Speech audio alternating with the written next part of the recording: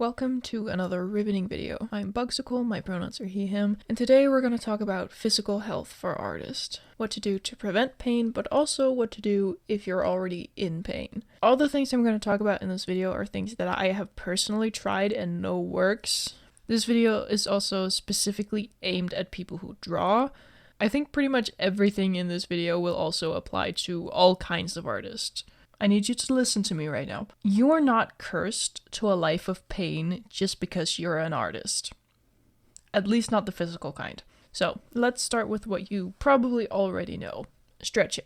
You know them, you hate them, but it really is so important. When you draw or crochet or write or whatever, your hand is making these small repetitive movements, and you need to do everything you can to counteract those micro movements. And that includes stretching, elongating your muscles to get them out of that stiff, cramped up position. When you're drawing, you should really be taking a quick break every 30 minutes or so to stretch. But then you get in the zone and stuff and you forget about it. So the best way I found to actually remember to stretch and also not feel like it's disrupting your flow is every time I take a pause to think or I zoom out to look at my piece as a whole, I uncramp my hand and I stretch my hands, or I put my arms above my head to loosen up my shoulders. Just generally move around a bit whenever my pen isn't on the screen. And my second tip is about back pain, which is something I see less discussed in the art community. Well, we complain about it a lot, but I rarely see people explaining how to get rid of it. So here's a little cheat sheet to remember that I only learned just recently,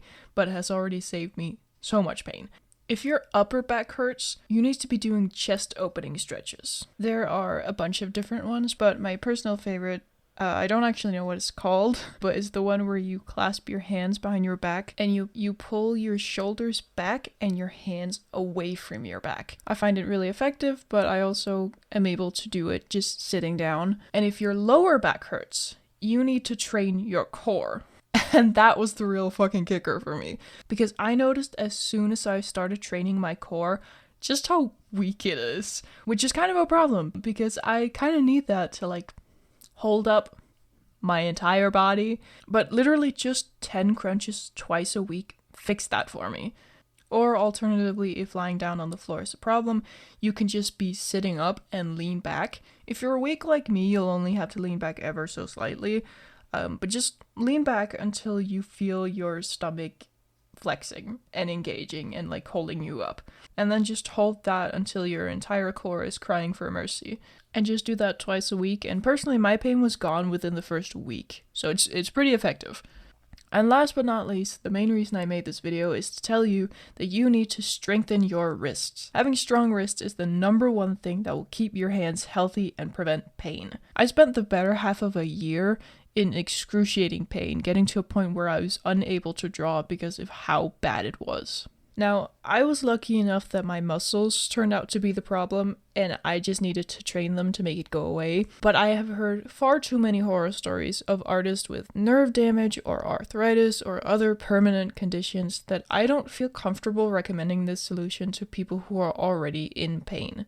If you're in so much pain that it interferes with your ability to draw, go to a doctor, make sure it isn't arthritis or anything like that. And if it isn't, then I'd really recommend seeing a physical therapist sooner than I did. Really, that's the best advice that I have. I do not want to risk recommending this to people who are in pain and then making your situation worse.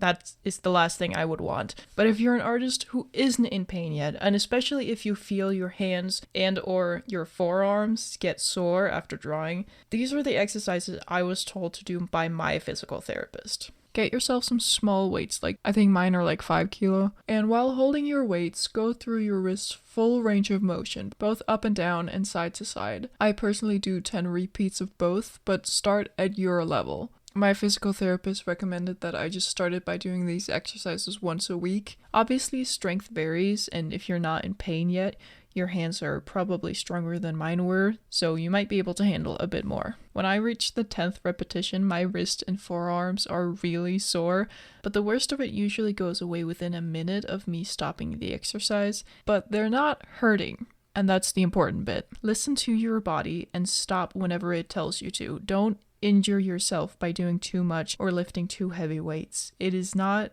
a competition, and it's not cool to be injured. My physical therapist gave a really smart explanation as to why this works that I was too angry to really listen to, because I had just been told that the reason I'd spent the last year of my life in pain was because I was a weak little bitch. But basically, you need to strengthen your muscle fibers in their outstretched, bigger movements so they can better support the smaller movements of drawing. Something like that. So a few extra things before I end this video, because it bothers me so much. Your posture is really not that important. The only truly bad posture is a still one. Sitting perfectly upright for hours and slouching for hours are both equally bad. The best posture and sitting position is whichever one you're not doing right now. Movement is far more important than how straight your back is. As long as you're changing your sitting position often, it really doesn't matter how you're sitting. So you can stop feeling guilty about sitting in an unergonomic way, I promise. So earlier we talked about stretching while drawing, but did you know you should also be stretching before you draw? I personally hate warming up before drawing and will often either forget about it or neglect it, and I'm pretty sure I'm not alone in that, but you really should be warming up your hands before you start drawing. If you often find yourself frustrated during sketching because you're not drawing what you know you're capable of, chances are you're just not warmed up. My warm-ups usually either look like Madden scribbles or sketching random pictures from Pinterest until it looks decent, or I also like sketching geometric shapes or heads or whatever repeatedly until I feel comfortable. The Pinterest method definitely makes it clearest to me when I'm warm and ready to start drawing, but honestly I prefer just sketching heads over and over so I don't have to think or waste time scrolling through Pinterest looking for things I want to draw. Really just drawing anything to get my hands used to drawing, so when I start my actual drawings they aren't so stiff. But I also learned a couple months ago that you should move your hands around before you draw, like before you even start your warm-up. I find that specifically shaking my hands is a good way to loosen up and to, again, make sure that my drawings aren't so stiff. I often forget about it, but just like moving your hands around for like 30 seconds before you start drawing really helps to get the blood circulating and to like loosen up your muscles. I've also found that you're not allowed to get out. I'm sorry. You're gonna have to pee in the litter box. I've also found that doing this reduces the amount of times I have to draw before I'm properly warmed up. I don't actually know if there are any health benefits to warming up before drawing.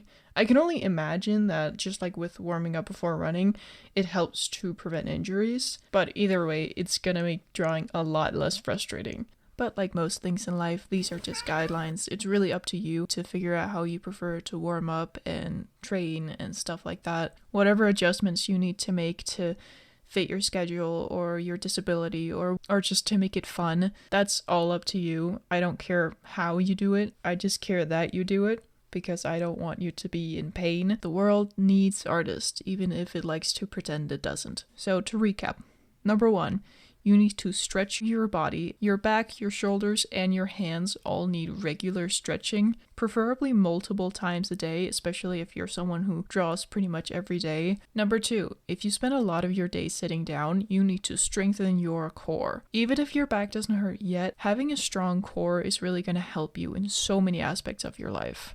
Number 3, posture really isn't that important. Just remember to move often. Number 4, you gotta warm up before you draw. No, it's not optional. And number 5, if you take anything from this video, let it be to train your damn wrists. The stronger your wrist, the more power you gain. And the more power you gain, the better you can, I don't know, punch a Nazi or something. You have a lot of opportunities for it these days. Alright, thanks for watching. Take care of yourselves.